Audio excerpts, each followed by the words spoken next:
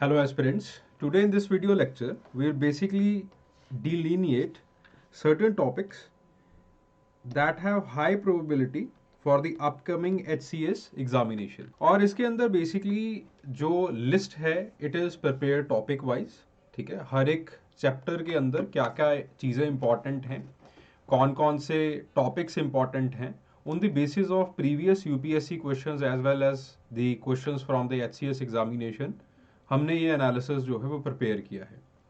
So starting from 1.3 till 1.1 till 1.3 आप basic जो previous year questions हैं यूपीएससी के वो प्रिपेयर कर लीजिए। नॉट जो बहुत ही बेसिक सवाल जो है वो यहाँ से पूछे जाते हैं कि जैसे for example what is the scope of anthropology, what are the different branches of anthropology, write a short note kind of question जो है वो एक ब्रांच में से पूछ लिया जाएगा, या फिर एंथ्रोपोलॉजी की बायोकल्चरल अप्रोच में से कोई ना कोई सवाल या बायो सोशल अप्रोच में से सवाल पूछ लिया जाएगा।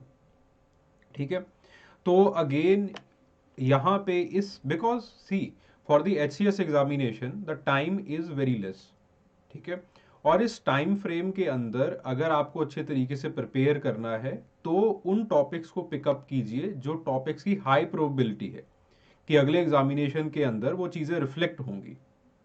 अगर आप वही चीज़ को साथ में लेके चलेंगे that I have to cover everything under the sun, वहां से मैंने नोट्स भी बना लेने हैं, वहां से मैंने ये भी करना है वो भी करना है, आंसर राइटिंग भी कर लेनी है, तो भी एंथ्रो जो है वो काफ़ी वाइड सब्जेक्ट जो है वो बन जाएगा आपके लिए। ठीक है, एंड कन्फ्यूजन इतना ज़्यादा होगा, मेंटल ब्रेकडाउन इतना ज़्यादा हो जाएगा कि जो चीज़ें अब आप याद भी करेंगे वो क्वेश्चन पेपर के अंदर या फिर जो आपकी क्वेश्चन आंसर शीट है उसके अंदर रिफ्लेक्ट नहीं होने वाली। So it is better that on the basis of the previous year question analysis हम कुछ ऐसे टॉपिक्स को मार्क कर लें जिन टॉपिक्स की there is high probability to be asked in the paper. जैसे फॉर एग्जांपल यहाँ पे है प्राइमेटोलॉजी एंड कंपैरेटिव एनाटॉमी। यहाँ से बेसिकली मैं दो तरह के टॉपिक्स आपको कहूंगा, that is the primate adaptation cultural primatology, और एक जो हम कंपैरेटिव एनाटॉमी की बात करते हैं that what is the anatomical differences between the apps and humans, वो जो है वो कर लिया जाए। ठीक है, इसी तरह से अब living primates, evolution of primates, dental evolution of primates, उन सारी चीजों को करने की जरूरत नहीं है क्योंकि वो सारी चीजें आपका समय भी बहुत सारा ले जाएंगी और हो सकता है कि सवाल जो है वो पूछे ना जाए। Similarly there is a chapter called cell. अब उसके अंदर सेल ऑर्गेनेलीज वगैरह वो सिलेबस के हिसाब से अगर आप करने बैठ गए तो चीजें जो है वो फिर से नहीं होंगी। On the other hand there is only one topic gene expression, वो करके चले जाइए। 90% प्रोबेबिलिटी है कि अगर उस चैप्टर से कुछ पूछा गया तो वो जीन एक्सप्रेशन या प्रोटीन सिंथेसिस से ही पूछा जाएगा, बाहर इससे जो है वो नहीं जाएगा। ठीक है, सो इस तरह से हमने हर एक चैप्टर में से टॉपिक्स को बाहर निकाला है और इन्हीं टॉपिक्स के ऊपर, इन्हीं प्रीवियस ईयर क्वेश्चंस के ऊपर we will form our next course. ठीक है, जो कि टेस्ट सीरीज वाला कोर्स होगा या फिर डेली आंसर राइटिंग वाला कोर्स होगा, वो सारी चीजें इसी के ऊपर बनेंगी। ठीक है, और मैं भी चाहता हूं कि जो ये टॉपिक्स की लिस्ट है वही आपका बेसिस भी बनाए।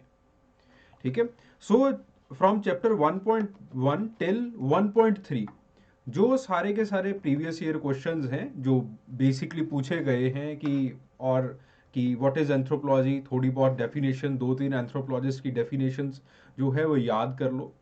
उसके बाद जो चार ब्रांचेस हैं एंथ्रोपोलॉजी की उनको देख लो। ठीक है, एंड देन उसके बाद जो है वो जो मेजर मेजर सेगमेंट है, यानी कि what is cultural anthropology, what is biological anthropology etcetera etcetera, वो जो है वो एक बार देख लीजिए। ठीक है, तो जो बेसिक प्रीवियस ईयर क्वेश्चंस हैं ये यहाँ से कवर कर लीजिए, and if you want the document I will give you the document for that. ठीक है, तो ये डॉक्यूमेंटेशन जो है वो you can avail. The next is biological evolution.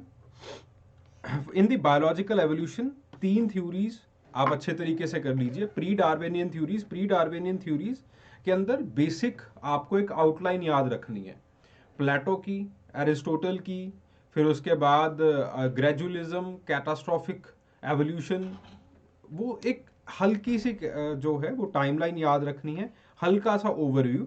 और जो सबसे इंपॉर्टेंट है that is the Lamarck's theory, वो आपको अच्छे तरीके से याद होनी चाहिए।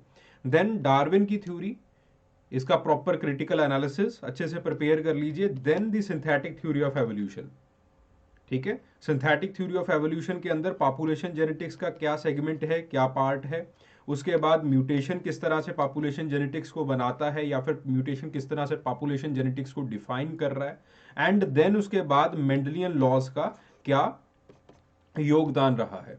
एटलीस्ट ये 3 सेगमेंट जो है वो अच्छे तरीके से आपके प्रिपेयर्ड हों।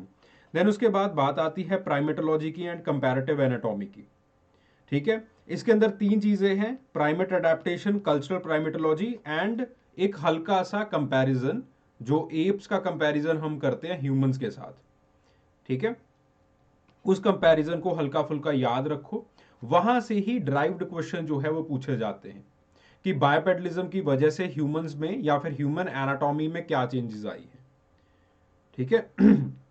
कल्चरल प्राइमेटोलॉजी का मतलब क्या है कि प्राइमेट का बिहेवियर कैसा रहा है, प्राइमेट्स के अंदर भी क्या फैमिली होती है, क्या फैमिली ऑर्गेनाइजेशन इट्स अवेलेबल और it's there in the primates, ठीक है। सोशल ऑर्गेनाइजेशन होती है, कल्चरल लर्निंग होती है, टेस्ट परसेप्शन होता है या नहीं होता है, और उसकी केस स्टडीज, ठीक है। And in the primary primate adaptation, primate adaptations का मतलब है जो लोकोमोशन की अडेप्टेशंस है, कि लोकोमोशंस का जो एवोल्यूशन है वो प्राइमेट्स के अंदर किस तरह से रहा है।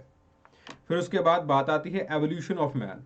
एवोल्यूशन ऑफ मैन के अंदर आपको फिजिकल फीचर, डिस्ट्रीब्यूशन और फाइलोजेनी करनी है इन सब लोगों की, ऑस्ट्रेलोपिथेकस की, होमो इरेक्टस की, नियंदरथाल मैन की, हाइडलबर्ग मैन की, रोडेशियन मैन की।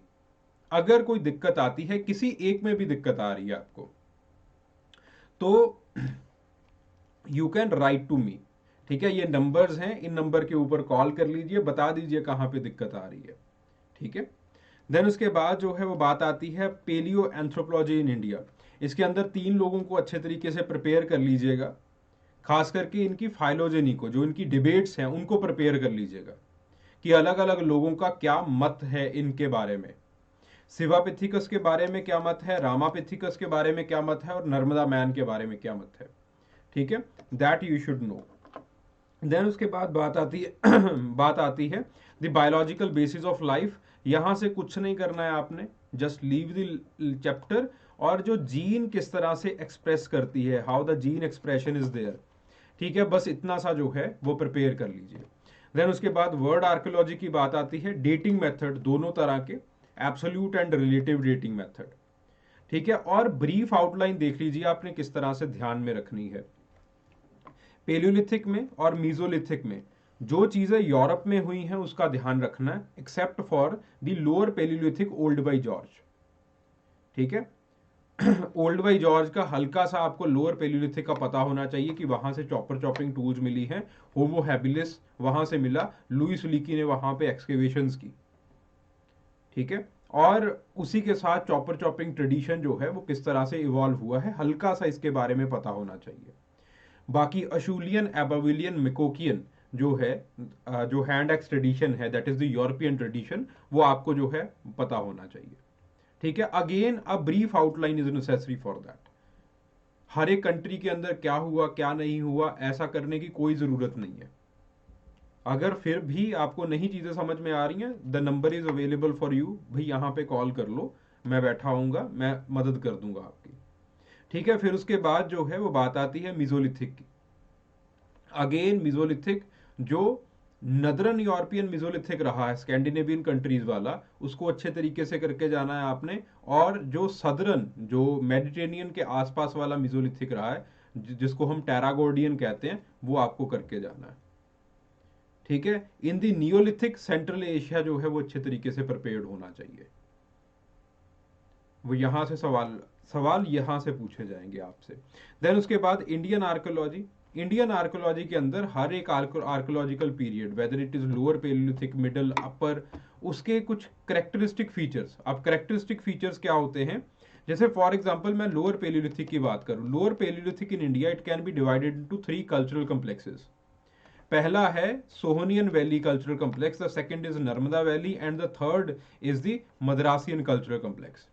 अब सोहनियन वैली कल्चरल कॉम्प्लेक्स जो है वो उसके अपने करेक्टरिस्टिक फीचर्स हैं। The first characteristic feature is कि इसके अंदर there are glacial and interglacial periods, and then glacial and interglacial periods के अंदर आपको एक इंटरनल एवोल्यूशन जो है वो दिखाई देता है। It starts from the chopper chopping tools and goes till the Acheulian hand axes.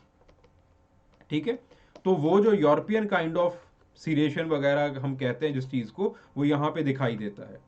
ठीक है, देन उसके बाद नर्मदन कॉम्प्लेक्स, नर्मदा के अंदर आपको ग्लेशिएशन नहीं प्लूविएशन दिखाई देती हैं, एंड देन आपके पास हैंड एक्सिस और अशूलियन टूल्स जो हैं वो उनका बहुत अच्छा संगम दिखाई देता है। सिमिलरली मद्रासियन के अंदर कुछ बोन टूल्स वगैरह भी मिलनी शुरू हो जाती हैं। So these are the characteristic features. इन करेक्टरिस्टिक फीचर्स के बारे में आपको पता होना चाहिए। ठीक है, हर एक पीरियड के अंदर ज्यादा टाइम नहीं लगेगा, it will only take 3-4 pages, बड़े क्रिस्प से नोट्स जो है वो बन जाते हैं और सवाल यहीं से पूछे जाते हैं। ठीक है, देन उसके बाद बात आती है the theories of Indus Valley Civilisation. दो तरह की थ्योरीज हैं। ओरिजिन कैसे हुआ इंडस वैली का सिविलाइजेशन का, लोग कहां से आए हैं इंडस वैली के, देन उसके बाद इंडस वैली में डिक्लाइन किस तरह से आया है। यहां दो चीजों से सवाल जो है वो पूछे जाएंगे। देन उसके बाद बात आती है ethnoarchaeology in India. Ethnoarchaeology in India, here आपको व्हाट इज एथनो आर्कियोलॉजी वो पता होना चाहिए, क्योंकि यहां से write a short note kind of question will be asked.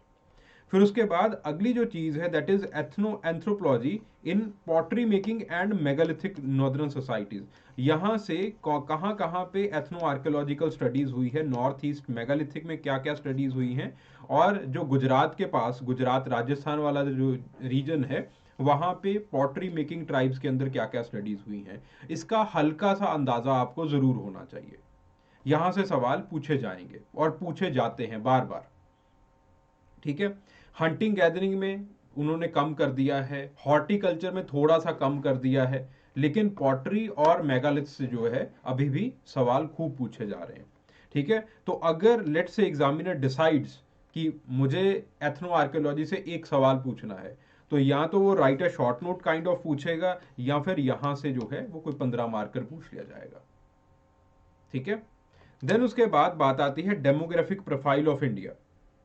In the demographic profile of India, basically हम जो ह्यूमन ग्रोथ के क्या फैक्टर्स अफेक्ट कर रहे हैं इंडिया के अंदर, उसको आप जो है वो डीलिनिएट करके रख लीजिए।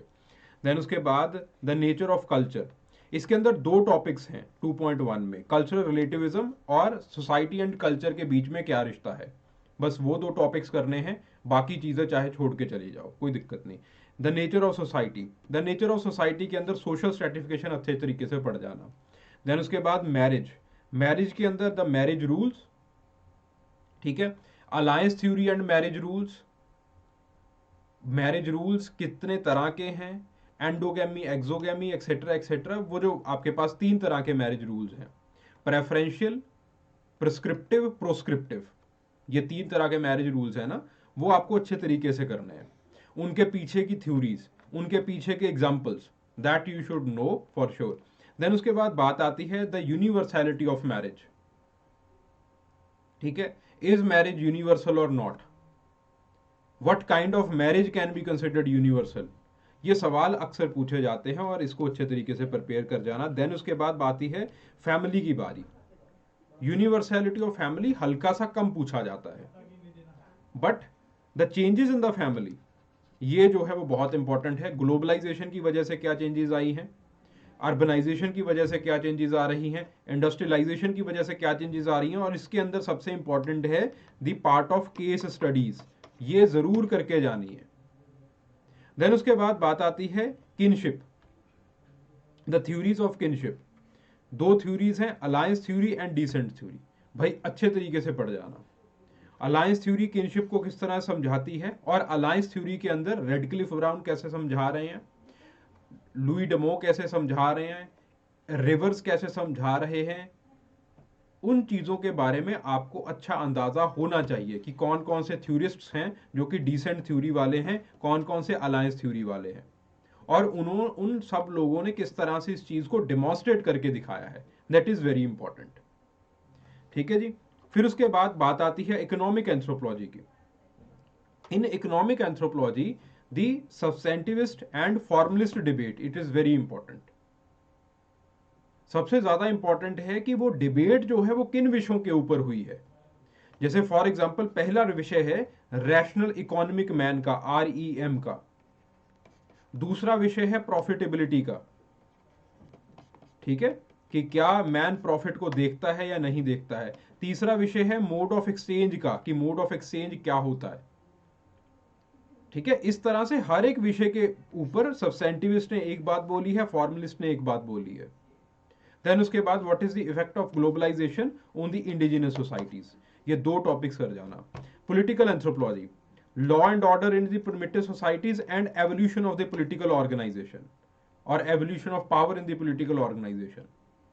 ये दो टॉपिक सबसे ज्यादा इंपॉर्टेंट है। इन रिलीजन, अलग अलग तरह के रिलीजन पता होने चाहिए, बेसिस जो कंसेप्ट्स हैं उन रिलीजन के वो पता होने चाहिए, वो रिलीजन्स किस तरह से ऑपरेट करते हैं वो आपको अच्छा अंदाजा होना चाहिए।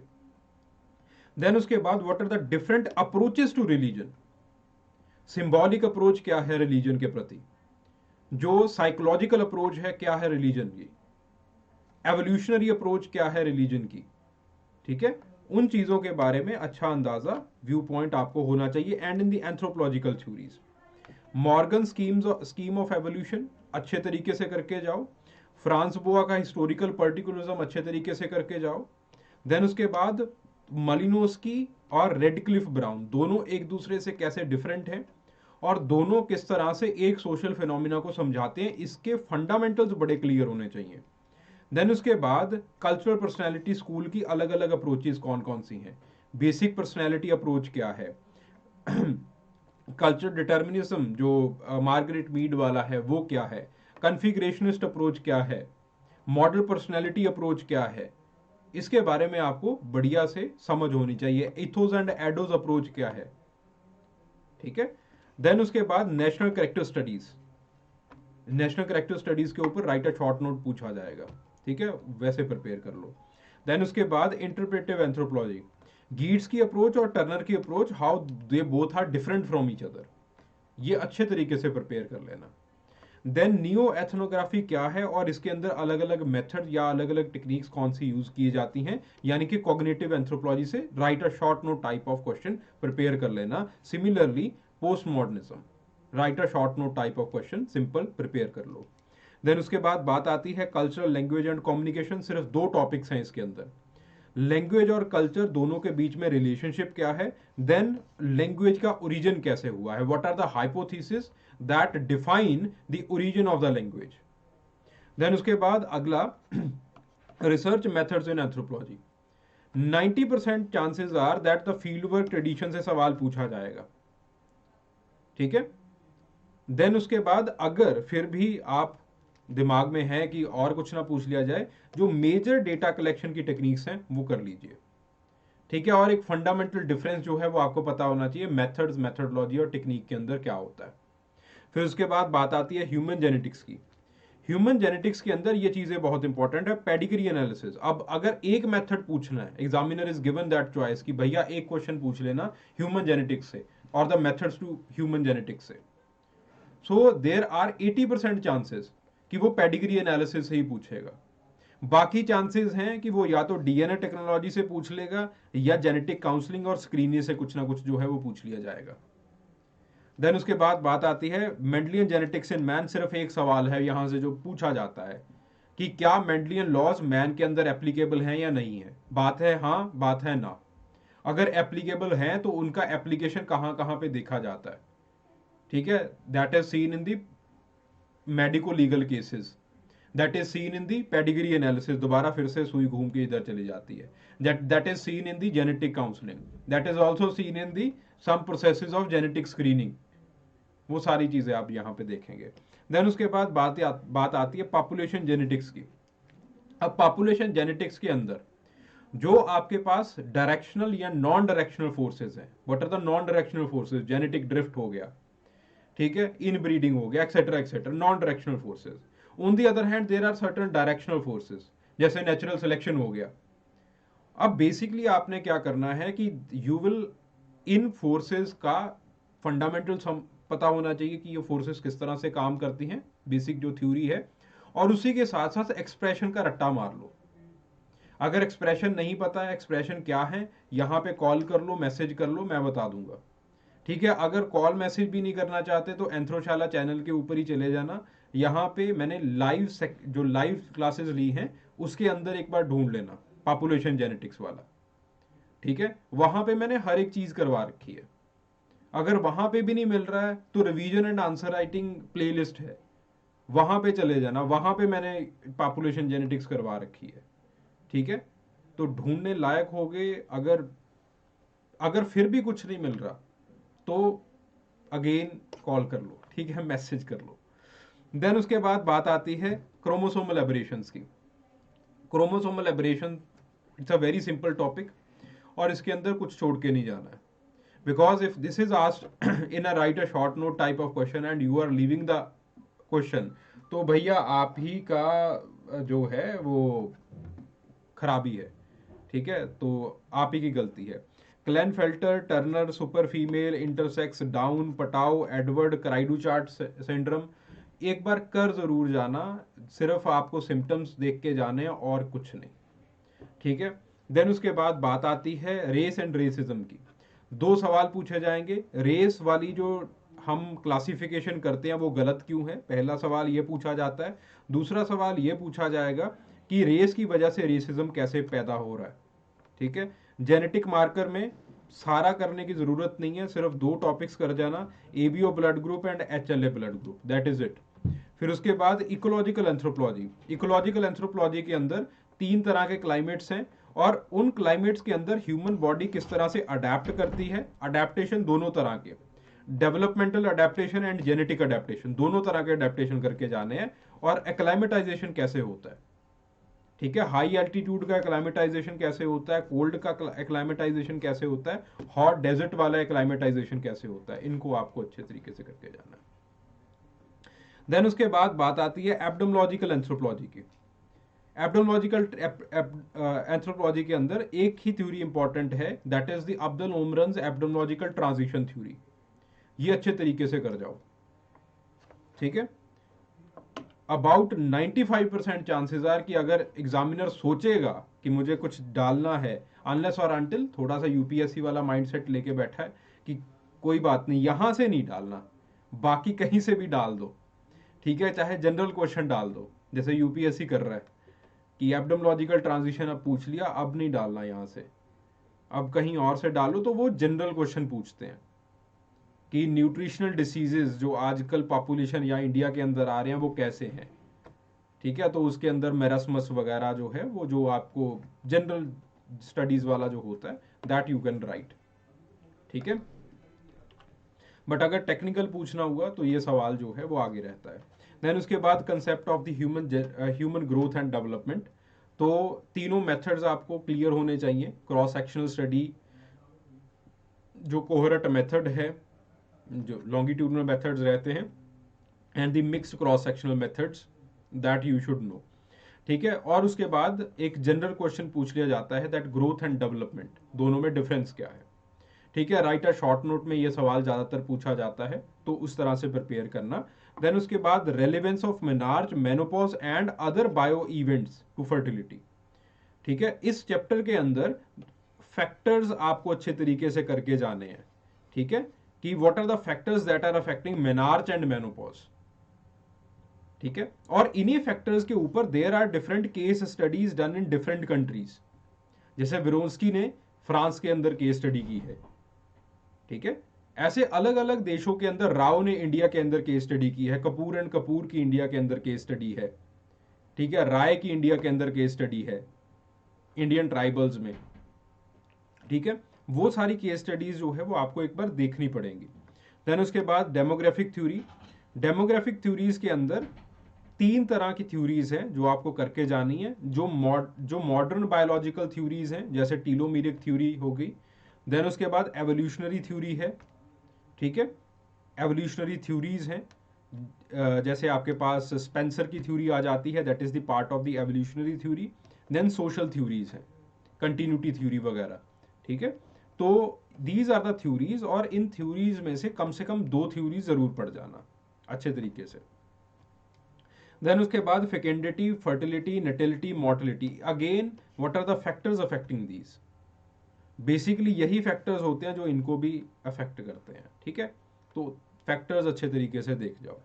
देन उसके बाद अप्लाइड एंथ्रोपोलॉजी में बेसिकली 4 टॉपिक्स हैं, इतना बड़ा चैप्टर है। फोरेंसिक एंथ्रोपोलॉजी, वो अच्छे तरीके से कर लो। एंथ्रोपोलॉजी इन स्पोर्ट्स, इसके अंदर सिर्फ केस स्टडीज कर लो, 2 मेथड्स कर लो।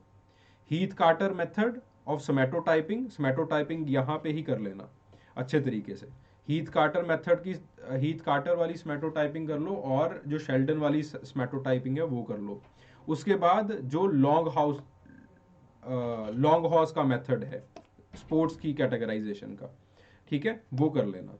उसके बाद न्यूट्रिशनल डेफिशिएंसी या फिर न्यूट्रिशन एंथ्रोपोलॉजी, जो जनरल डेफिशिएंसी डिसीजेज हैं उनको एक बार थोड़ा सा पढ़ लेना, और उसी के साथ जो मिड आर्म सर्कमफेरेंस मेथड है उसको अच्छे तरीके से कर लेना। देन डिफेंस के अंदर again there are case studies, 2-3 case studies अच्छे तरीके से याद कर लो कि डिफेंस में एंथ्रोपोलॉजी किस तरह से आ रही है। अब बात आती है पेपर सेकंड। पेपर सेकंड के अंदर ट्रेडिशनल इंडियन सोशल सिस्टम 3.1, यहां पे पुरुषार्थ, वर्णाश्रम एंड कर्ण, ठीक है। तीनों जो थ्योरीज हैं इनको अच्छे तरीके से पढ़ लो, इनके जो बेसिस हैं, फंडामेंटल्स हैं, वो अच्छे तरीके से तैयार कर लो, दैट इज इट। इसके बाहर जाने की कोई जरूरत नहीं है। देन उसके बाद कास्ट सिस्टम इन इंडिया, वर्ण और जाति मॉडल के अंदर क्या डिफरेंस है, और इंडियन कास्ट सिस्टम के अंदर क्या चेंजेस आ रही हैं। Know certain case studies, sociologist और एंथ्रोपोलॉजिस्ट की कुछ केस स्टडीज इसके अंदर रही हैं, उन केस स्टडीज को आप अच्छे तरीके से पढ़ लीजिए। देन उसके बाद बात आती है sacred complex and nature man spirit complex, ठीक है।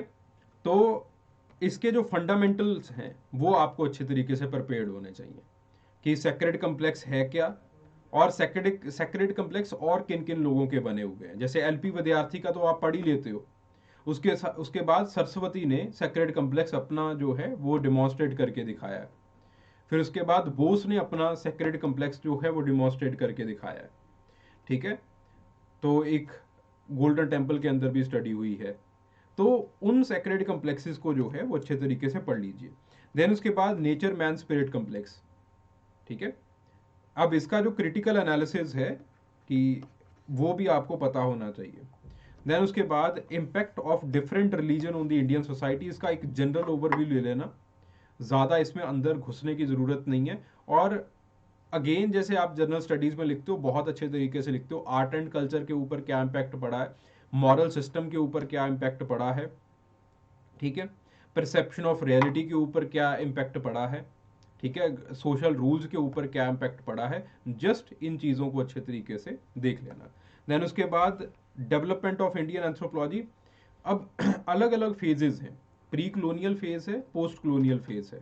पोस्ट कलोनियल के अंदर भी आपके पास जो है वो एक क्लासिकल पीरियड आता है, फिर उसके बाद जो है वो ग्लोबलाइजेशन स्टडीज वाला पीरियड आता है। तो वहाँ पे अलग अलग एंथ्रोपोलॉजिस्ट हैं, उन फेजेस के अंदर उन एंथ्रोपोलॉजिस्ट ने क्या क्या काम किया है, कैसे कैसे किया है, वो अच्छे तरीके से आपको पता होना चाहिए, ठीक है। एक जनरल ओवरव्यू जो है वो आपको पता होना चाहिए कि हाँ इंडियन एंथ्रोपोलॉजी इस तरह से डेवलप हुई है, ठीक है।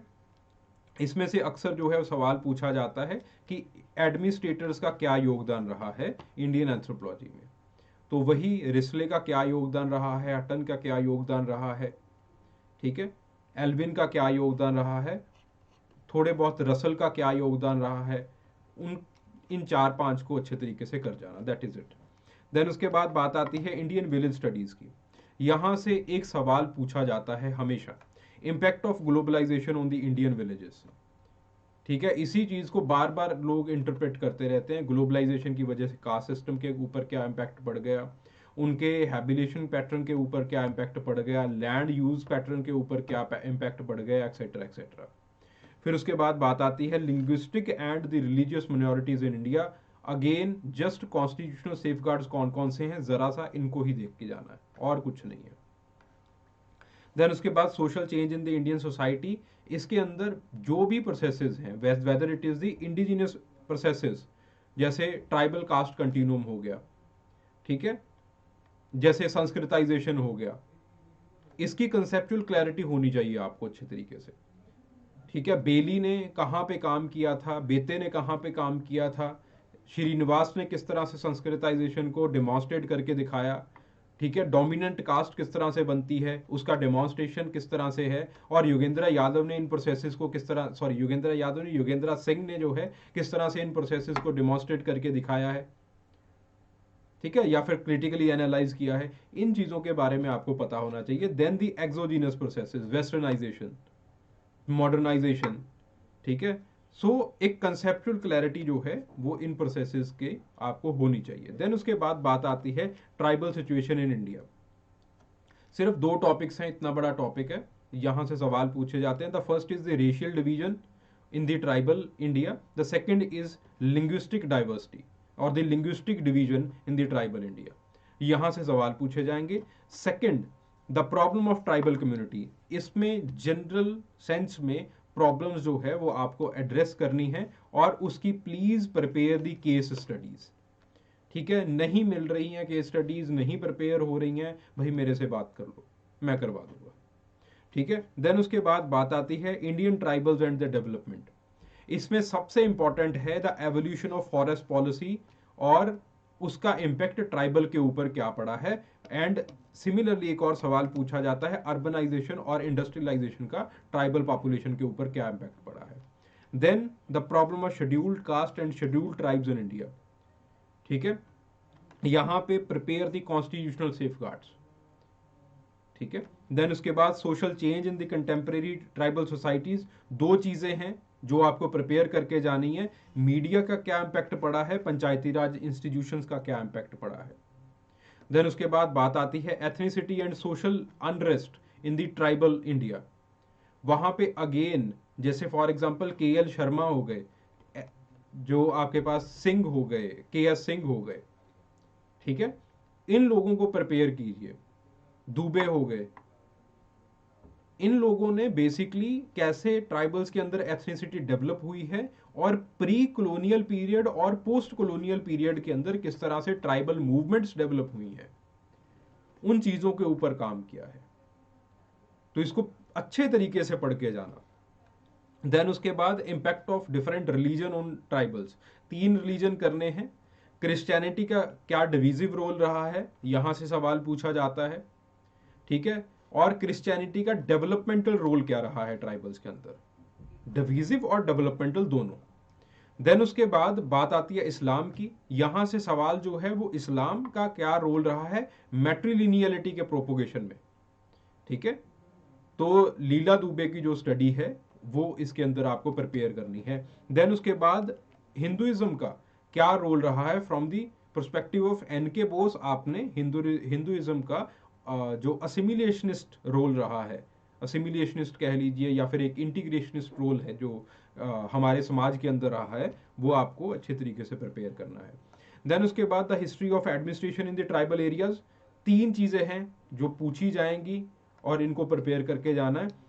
क्या हिस्ट्री रही है एडमिनिस्ट्रेशन की ट्राइबल एरियाज के अंदर, ठीक है। अगर 5 ईयर प्लान के थ्रू आप प्रिपेयर करना चाहते हो वो वैसे आप प्रिपेयर कर सकते हो। Post independence and pre independence में कौन से 5 ईयर थे, बट एक जनरल प्री इंडिपेंडेंस में कर लेना। फिर 5 ईयर प्लान, किस 5 ईयर प्लान में कौन सा स्कीम आई है या फिर कैसी एडमिनिस्ट्रेशन रही है, कब ट्राइबल ब्लॉक्स बनाए गए, कब आपके पास जो है वो इंटीग्रेटेड ट्राइबल डेवलपमेंट प्रोग्राम आया, वैसे आप चीज़ों को प्रिपेयर कर सकते हो।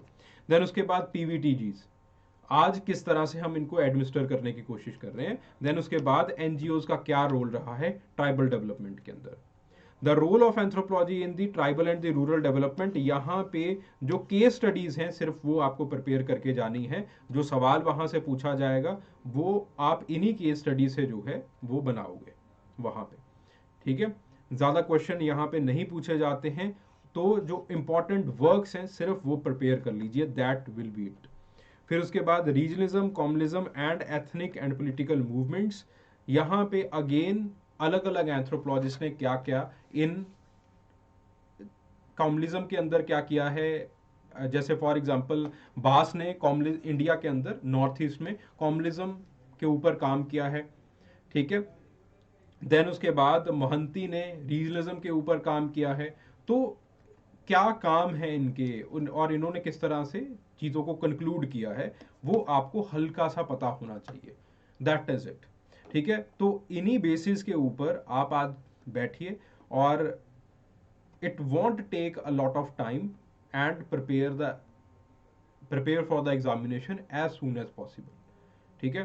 15 दिन के अंदर इस चीज को प्रिपेयर कीजिए जल्दी से, और then contribute all other time that you have for the revision, ठीक है। अच्छे तरीके से पक्का करके जाइए चीजों को, यहां से नंबर आपके श्योर शॉट है, ठीक है। Rather than going for each and every topic separately, अच्छे तरीके से प्रिपेयर कीजिए, चाहे इन टॉपिक्स को प्रिपेयर करके चले जाइए, ठीक है जी।